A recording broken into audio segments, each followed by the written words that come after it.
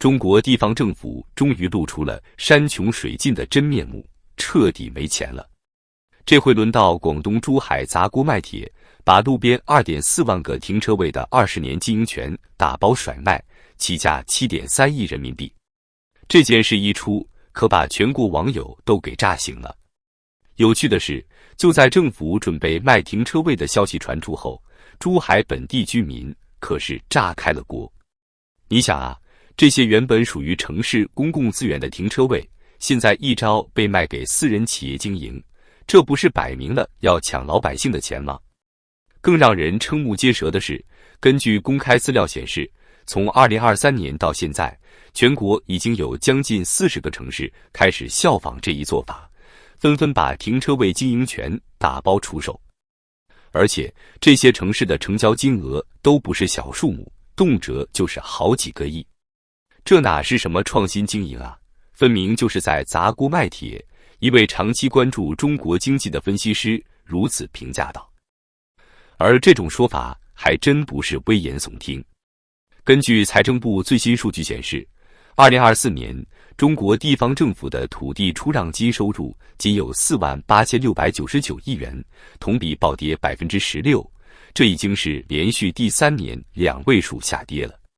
更吓人的是，相比2021年的巅峰时期，地方政府的土地财政收入直接蒸发了 3.8 万亿元。这个事件充分说明了，中国的利益集团正在把一切的资源都化为自己所有，公共设施已经变成私人牟利的暴利工具。在中国现在这种经济环境下，所有的政府机构都在忙着从外面找各种各样的钱，他们抢钱都完全不顾及自己的脸面，能有任何去搜刮的机会，就完全不会放过。而更让人揪心的是，根据安邦智库的最新研究报告显示，2025年中国地方政府面临的最大挑战就是3缺：缺钱、缺信心、缺空间。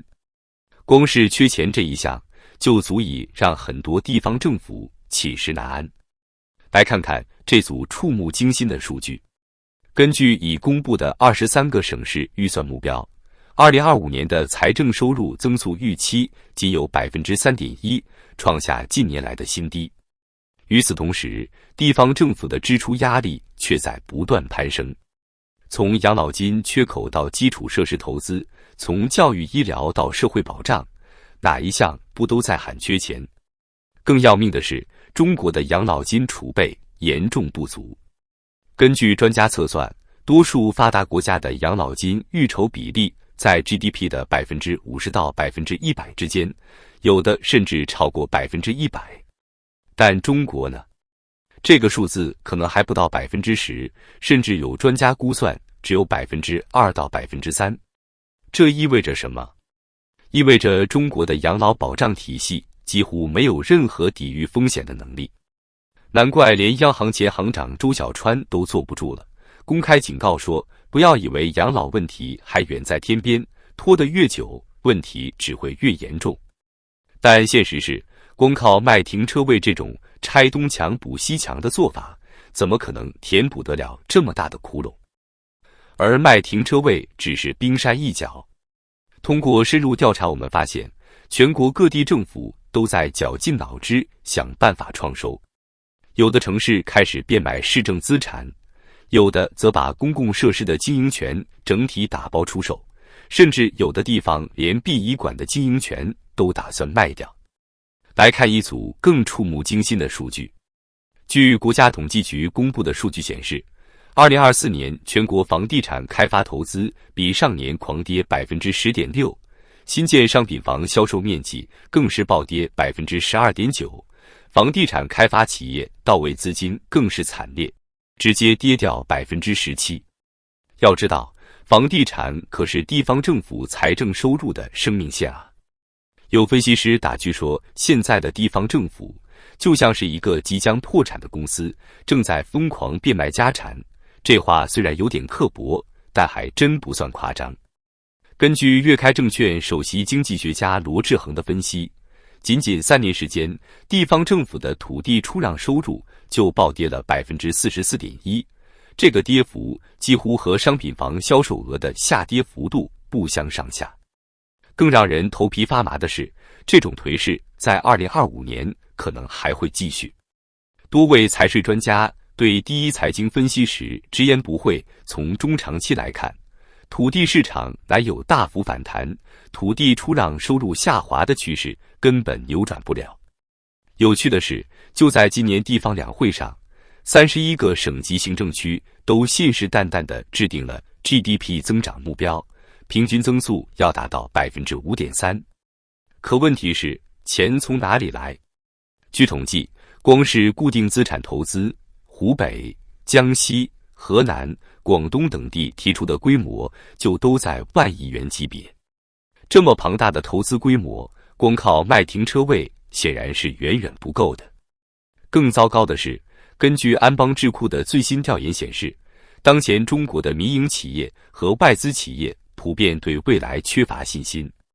在他们近期的调研中，几乎找不到一家对未来充满信心的民营企业。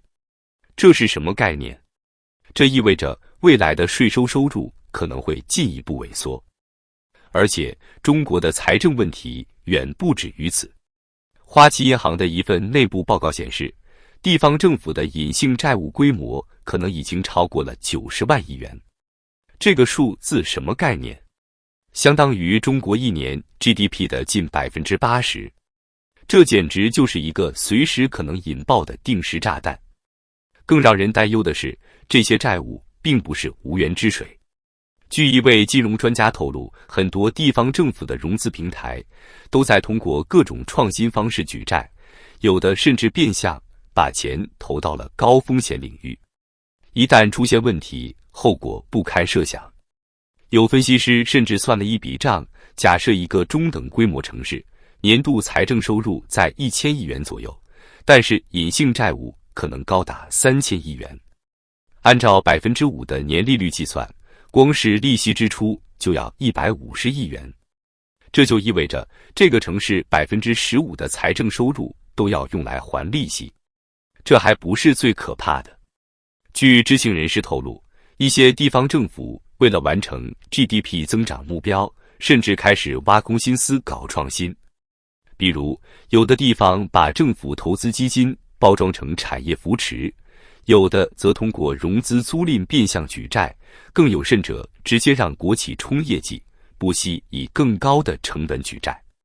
那么问题来了，地方政府的钱袋子今后会更瘪吗？让我们用数据说话。先看养老金这个大窟窿。中国社科院的最新报告显示，到2035年，中国的养老金缺口可能高达10万亿元。而更让人胆战心惊的是，根据世界银行的预测，到2050年，中国65岁以上人口占比将达到 26%。这意味着什么？意味着每4个人中就有1个是老年人。面对这样庞大的养老支出压力，光靠卖停车位、卖资产这种拆东墙补西墙的做法，根本就是杯水车薪。再来看看一个更吓人的数据。根据金融监管部门的内部统计，目前全国至少有200多个县市区处于财政高风险状态。这些地方不要说发展了，就连公务员工资都发不出来。有媒体去实地调查发现，有的地方甚至出现了隔月发工资的情况。中国某财经智库的首席经济学家在接受采访时，语气凝重地表示，现在的情况比2008年金融危机时期还要严重。那时候好歹还有房地产这个印钞机，现在连这最后的救命稻草都没了。来看看他的分析有多准确。根据国家统计局的数据，2024年全国土地出让金收入已经跌到了48699亿元，这个数字比2021年的峰值整整少了3.8万亿。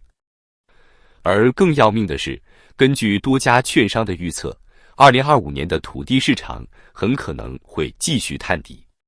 对此，广东某城市的一位金融办主任私下透露，现在各地政府都在打肿脸充胖子。表面上看，GDP 增长目标定得很漂亮，但实际上能不能完成，心里都没底。最大的问题就是没钱，项目都上不去。更让人忧心忡忡的是，根据多位专家的分析，目前中国地方政府面临的是一个死循环：经济下行，财政收入减少，政府投资萎缩，经济进一步下行。要打破这个循环，关键在于激发市场活力。但问题是，当前的市场信心却在持续走低。有数据可以佐证这一点。据商务部的统计，2024年新设立的外商投资企业数量同比下降 15%， 而且撤资、缩减规模的外企数量在持续增加。更吓人的是，据某咨询公司的调查显示，超过 60% 的受访外企表示对中国市场的信心在减弱。一位长期研究中国经济的国际投行分析师指出，现在的情况很微妙。地方政府想要发展经济，但是没钱；想要借钱，但是债务已经很高；想要招商引资，但是投资者信心不足。这就陷入了一个恶性循环。面对如此严峻的形势，各地政府也在绞尽脑汁想办法。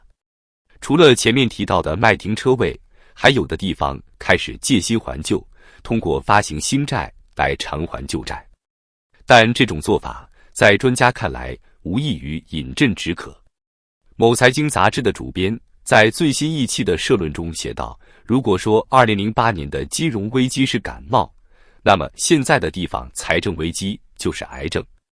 感冒还可以靠打针吃药来缓解，但癌症需要的是彻底的手术和长期的治疗。展望2025年，情况可能会更加严峻。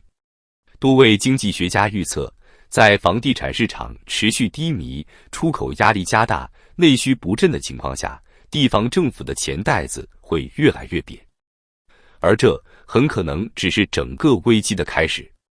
正如那位不愿透露姓名的金融办主任所说，现在卖停车位、卖资产，只是再解一时之渴。但如果不能从根本上解决问题，未来会有更多令人意想不到的创新出现。到那时，不知道还会有什么公共资源被推向市场。